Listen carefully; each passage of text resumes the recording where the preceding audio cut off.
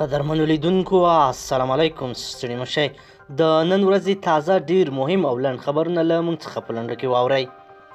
عبدالله اجرایه رئیس عبدالله د یو حکم په صادرولو سره ویلي چې په بهرنیو چارو وزارت کې د سمون او اصلاحاتو چټک اقدامات وځنډیږي. عبدالله وروسته له هغې بهرنیو چارو وزارت کې د اصلاحاتو د ځنډېدو غوښتنه کړې چې په دې افغانستان کې د بهرنیو چارو وزارت سرپرست وزیر په مرغومي میاشت کې اعلان وکړ چې له ولسمشر غني سره په مشوره یې په دې وزارت کې سمون ترتیب او نهایي کړی دی.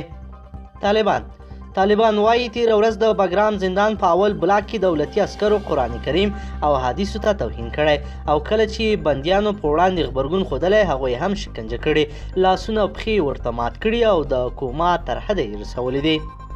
رجب طیب اردوغان وروسته له هغې په سوریه کې د بشارالاسد د رژیم عسکرو په ترکي ځواکونو برید وکړ او 4 ترکي پوځیان د ترکیې ولسمشر رجب طیب اردوغان ویلي ترکي ځواکونو سوریې کې د بشارالاسد رژیم په عسکرو ځوابي بریدونو کړي او ګڼ سوریایي عسکر یې وژلي دي. پی ټي ایم پښتون ژغورنې غورځنګ فعال عالمزیب مسید نن د ډیره اسماعیل خان یو عدالت زندان ته لیږلی دی او له 14 ورځو وروسته بیا هغه عدالت ته وړاندې کیږي. ښاغلي مسید د فبرورۍ پر 2 نیټه نیمه شپه ترهګر پنجابي ریاست له خپل کور څخه پورته کړی و او اوس یې زندان ته لیږلی دی. منظور پښتین د پښتون ژغورنې غورځنګ د مشر منظور پښتین د نیول کېدو په غبرګون او د ارمان لوڼې د لومړنۍ ترین د نمانځلو پر مناسبت په مسکو کې په سلګونه افغانان سره راټول شوي وو. په دغې لویه غونډه کې سلګونه افغانان د شهید ارمان لوڼې قاتلینو ته د سزا ورکولو غوښتنه وکړه او هممهاله یې له پاکستاني ریاست غوښتل چې ژر تر ژره د مشر منظور پښتین هم له زندانه آزاد کړي. سیاسي ګوندونو انسجام د ملکي تلفاتو له ډیروالي اندېښنه وښوده او د ټاکنیزو شکایتونو له کمیسیون یې وغوښتل چې خپل کار بشپړ او د ټاکنو پایلې اعلان کړي. ولسمشریزې ټاکنې د تلې په 6مه ترسره شوې خو تر اوسه یې وروستۍ پایلې نه دي اعلان کړي. د بلخ ولایت یو شمېر مدني فعالانو په هیواد کې د سراسري اوربند او د سولې لپاره د بین الافغاني مذاکراتو د پیلېدو غوښتنه وکړه. دغه فعالان چې د سلواغې په 14مه په مزار شریف ښار کې د امان الله خان له څلۍ سره نږدې راټول شوي وو. فاریاب امنیتي سرچینې وایي چې دغه ولایت په قیصار او خواجه سبزچوش ولسوالۍ کې د وسلوالو مخالفینو د بریدونو له امله د دواړو لورو 10 کسانو ته مرګ ژوبلا اوښتې ده.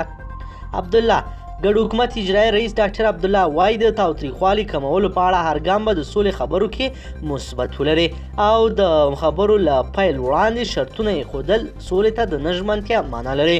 نوموړی چې نن یې د وزیرانو شورا په غونډه کې خبرې کولې ویل د بین الافغاني خبرو د پیلېدو لپاره هیڅ راز شرط نه لري.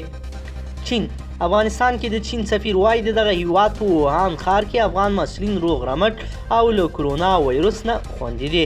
افغانستان کې د چین سفیر په خپل ټویټر لیکلي چې افغان محصلین خوندي او روغ رمټ دي او د افغانستان د عامې روغتیا وزیر سره په کتنه کې د دغه محصلینو روغتیا ډاډ ورکړی دی. د پکتیکا ولایت زرګونه اوسیدونکو د وسلوالو غلو له لوري د 2 عامو وګړو د وژل کېدو په غبرګون کې لاریون وکړ. 13 ورځ ناوخته وسلوالو غلو په مرکز خرنه کې حضرت بلال ښوونځي ته نږدې پر 3 قصابانو وسلوال برید وکړ چې په ترڅ کې 2 وروڼه ووژل شول او یو بل ټپي شو. پاکستان راپورونه وایي چې د افغانستان پولې ته نږدې باجوړ کې په یو کور د هوان مرمۍ لګېدلې چې له امله یې 7 تنه وژل شوي دي. د باجوړ پولیسو رسنیو ته په خبرو کې ویلي چې د هوان مرمۍ د افغانستان له لورې راویشتل شوې ده. ګډو ځواکونو د کندوز ولایت په ګلتپې ولسوالۍ باغ شرکت تپه برید نومې سیمه کې په ملکي کورونو او اعمال المنفعه تاسیساتو بمبار کړی دی. ځایي اوسیدونکي وایي بمبار کې د باغ شرکت کلي او د بي ایچ سي په نوم یو کلینیک په نښه شوی چې له امله یاد روغتون او په روغتون کې موجود ټول تجهیزات تخریب شوي دي. د زابل ولایت سیمهیزې سرچینې وایي چې په دغه ولایت کې یو پولیس خپله ښځه په تبر وژلې ده. د زابل ولایت د امنیت قمنداني ویان زمري سهار ویلي دي چې دغه پیښه پرون ورځ د سلواغې په 13مه د یکشنبې په ورځ د زابل مرکز قلات کې رامنځته شوې وه. تخار د والي ویان جواد حجري وایي چې نن سهار 11 بجې طالبانو د تالقان ښار اړوند یو منځني ښوونځی سوځولی دی چې ورسره ټول اسناد او لوازم له منځه تللي دي. ښاغلي حجري وایي چې دغه ښوونځی د بهارک د ولسوالۍ سره پر پوله پروت دی خو د تالقان ښار اړوند دی.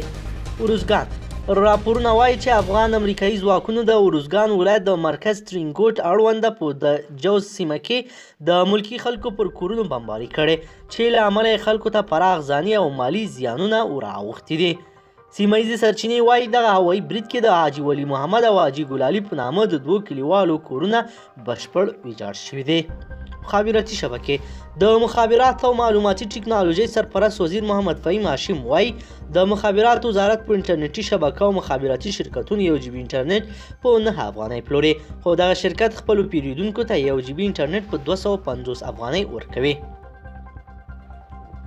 قدرمنو لیدونکو که چیرې غواړئ چې ورته تازه او مهمو پیښو څخه ځان خبر کړئ، زموږ چینل د سره زر سبسکرایب کړئ او ویډیو د سره حتما لایک کړئ.